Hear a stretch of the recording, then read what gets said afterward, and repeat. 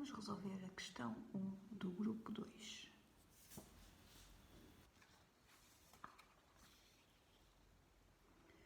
No ensaio laboratorial, adicionou-se uma amostra de água a uma temperatura T a uma outra amostra de água de massa de 350 gramas e inicialmente a 5,2 graus Celsius. Verificou-se que, após um determinado intervalo de tempo, o sistema resultante daquela adição ficou à temperatura de 27,9 graus Celsius. O que é que aconteceu aqui?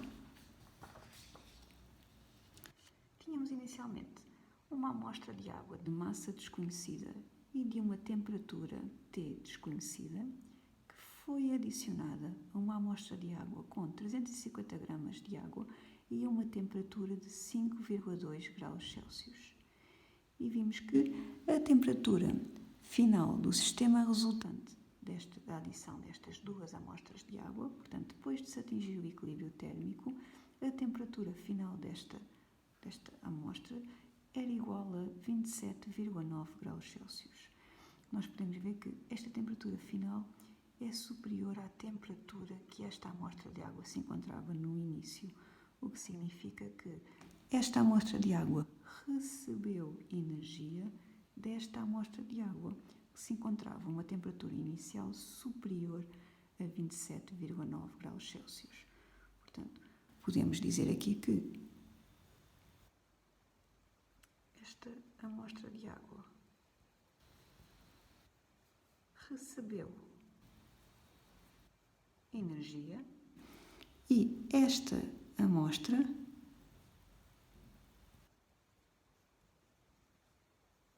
cedeu energia quando as duas foram adicionadas uma à outra. Vamos ver a questão 1.1. Calculou-se a energia total cedida pela amostra de água inicialmente à temperatura T, tendo-se obtido 3,85 vezes 10 elevado a 4 Joule. Conclua em que sentido terá ocorrido a transferência de energia entre o sistema resultante daquela adição e o exterior, até ser atingida a temperatura de 27,9 graus Celsius. Ora, então, nós queremos calcular em que sentido é que ocorreu a troca de calor entre o exterior e o sistema. Portanto, se houve uma energia que veio do exterior para o sistema ou se houve uma energia que o sistema perdeu para o exterior. E o que é que nós sabemos? Sabemos que os alunos mediram a energia cedida pela amostra de água inicialmente à temperatura T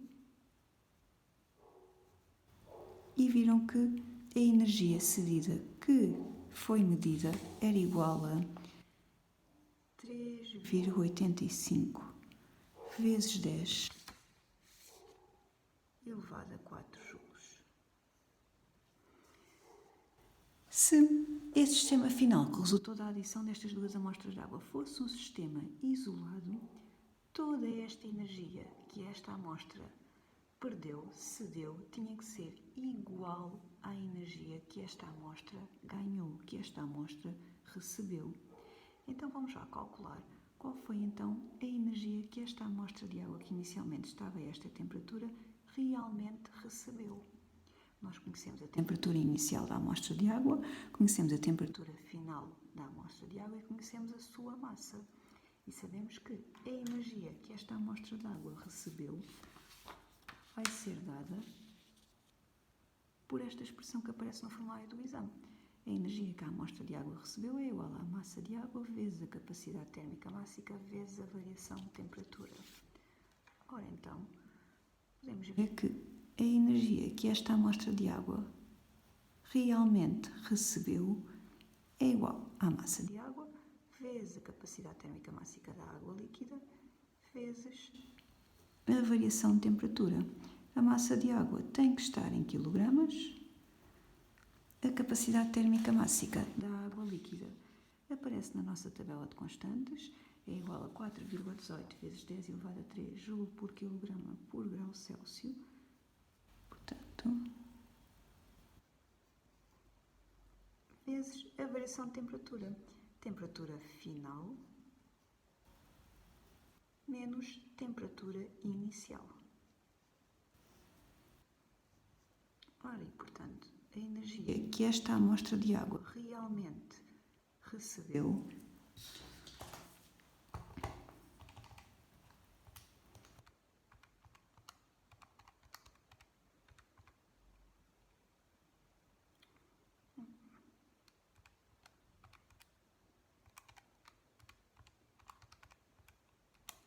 foi igual a 3,32 vezes 10 elevado a 4 Joule. Então, se a energia que esta amostra cedeu foi igual a 3,85 vezes 10 elevado a 4 Joule e a energia que esta amostra de água recebeu foi apenas igual a 3,32 vezes 10 elevado a 4 Joule, significa que alguma desta energia cedida por esta amostra que estava inicialmente a esta temperatura foi perdida para o exterior. E, portanto, o sentido da transferência de energia entre o exterior e o sistema foi do sistema para o exterior. Vamos responder, portanto, como a energia que a amostra de água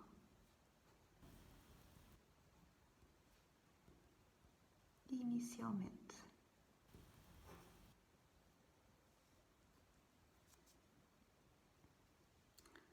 a 5,2 graus Celsius, temos por aqui o valor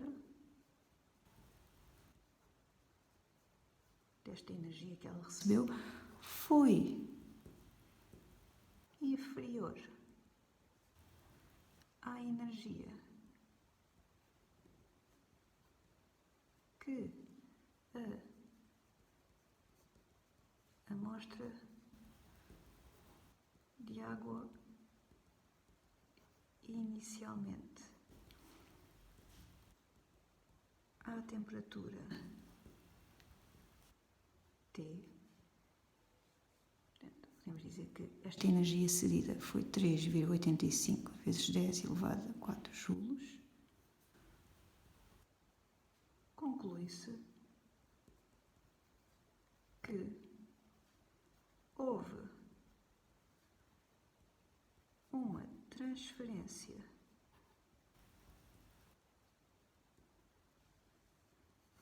de energia do sistema que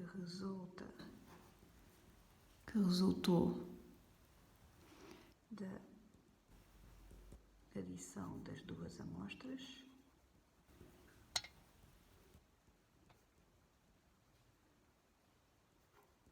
para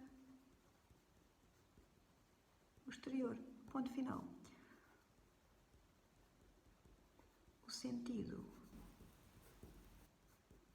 desta transferência foi então sistema exterior. E até podíamos calcular qual foi a energia então que foi perdida do sistema para o exterior. Essa energia era igual à energia cedida menos a energia recebida. Ia-nos dar então esta quantidade de energia que foi perdida do sistema para o exterior. Vamos passar para 1.2.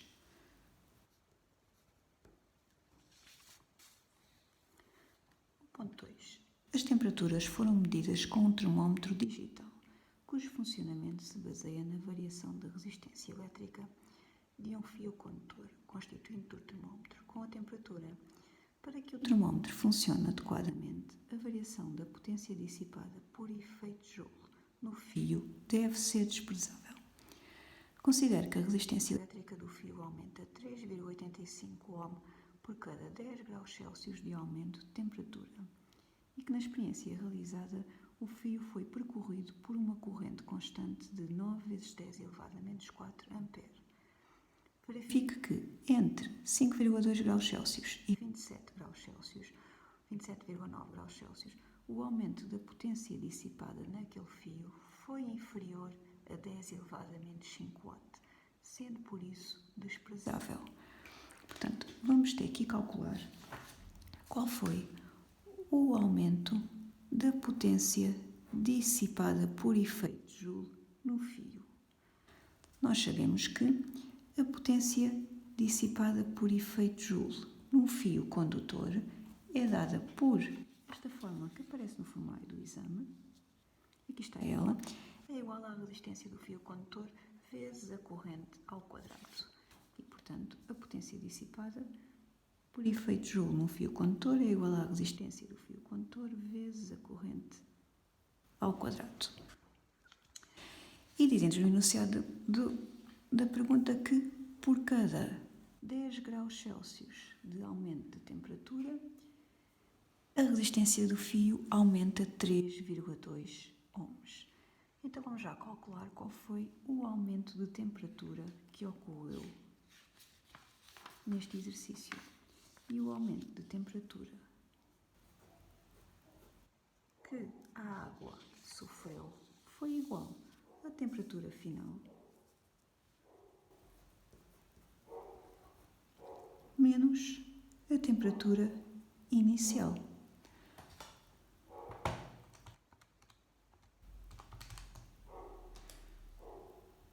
22,7 graus Celsius de aumento de temperatura.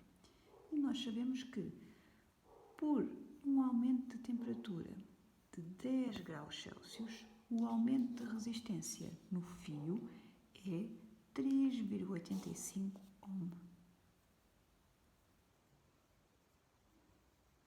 Logo, para um aumento de 22,7 graus Celsius, vamos ter um aumento de resistência de X.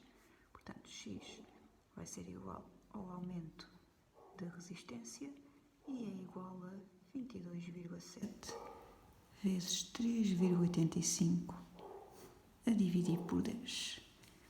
E, portanto, o fio teve um aumento de resistência de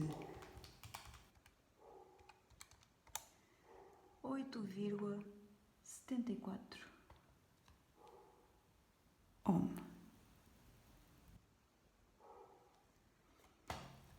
Ora, então, para nós calcularmos o aumento da potência dissipada por efeito Joule neste fio, vai ser igual ao aumento da resistência do fio vezes a corrente que percorria o fio ao quadrado. E, portanto, isto iria ser igual a 8,7,4 vezes a corrente, 9 vezes 10 elevado a menos 4 ampere, 9 vezes 10 elevado a menos 4 ampere ao quadrado. Portanto, vamos ter um aumento de potência dissipada de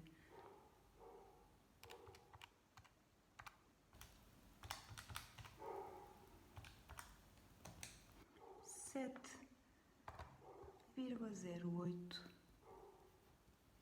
vezes 10 elevado a menos 6 watt.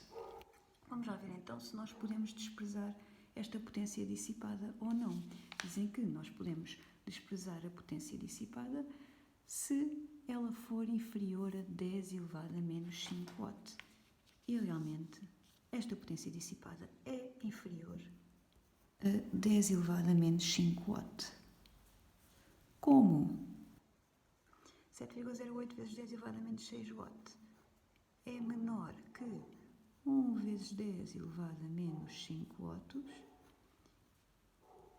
Conclui-se que a potência dissipada por efeito Joule pode ser desprezada.